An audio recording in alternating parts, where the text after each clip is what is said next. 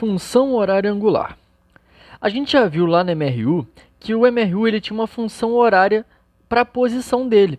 Isto é, a gente tinha lá no MRU uma função S igual a S0 mais VT, onde a gente tinha o quê? A gente conseguia descrever a posição S em cada instante de tempo t sobre a trajetória do corpo. No entanto, agora aqui no MCU, não é útil a gente ficar falando de posição, uma vez que o corpo ele vai passar pela mesma posição diversas vezes, já que ele está rodando em círculo, né? E aí, é mais útil uma função que ela vai fornecer para a gente o ângulo descrito no decorrer do tempo. Isto é, a gente precisa agora de uma função horária angular. E aí, por que isso ocorre? Porque quando a gente está trabalhando com ângulo, não vai ficar se repetindo o ângulo durante o movimento. Embora ele passe na mesma posição, toda vez que ele passar pelo ponto inicial, o valor, né, o ângulo novamente vai ser acrescido de 360 graus, ou então a gente acrescenta o quê? 360 graus ou 2π radianos.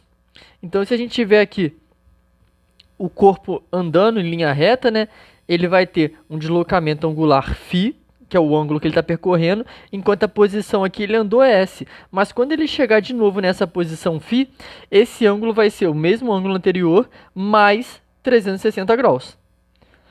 E aí, dessa forma, a gente pode obter agora uma relação matemática entre o ângulo φ e o instante t de tempo t. Vamos considerar essa imagem aqui, que está desenhada aqui no cantinho.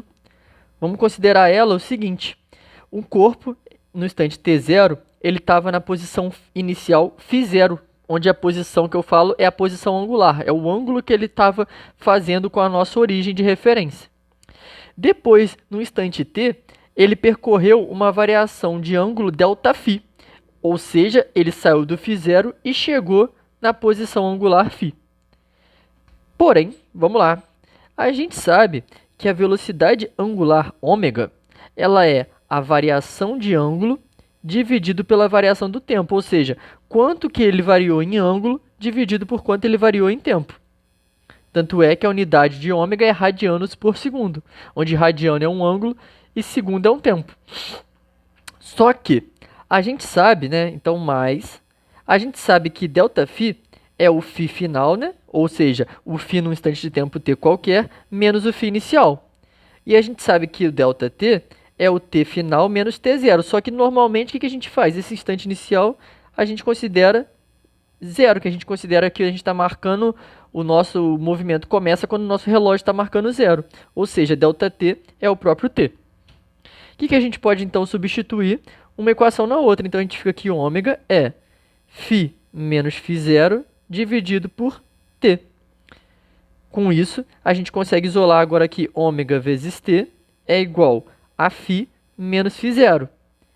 Isolando φ, a gente vai chegar exatamente em φ igual a φ0 mais ômega t. Então, até parece muito S igual a S0 mais VT.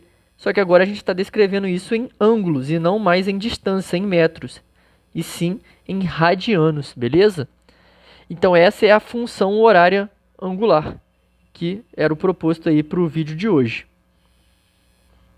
Lembrando que φ, então, é o ângulo ou a fase no instante t, φ0 é o ângulo inicial ou a fase inicial do movimento, ômega é a velocidade angular e t é o tempo aí do movimento do instante que a gente está analisando. Tranquilidade?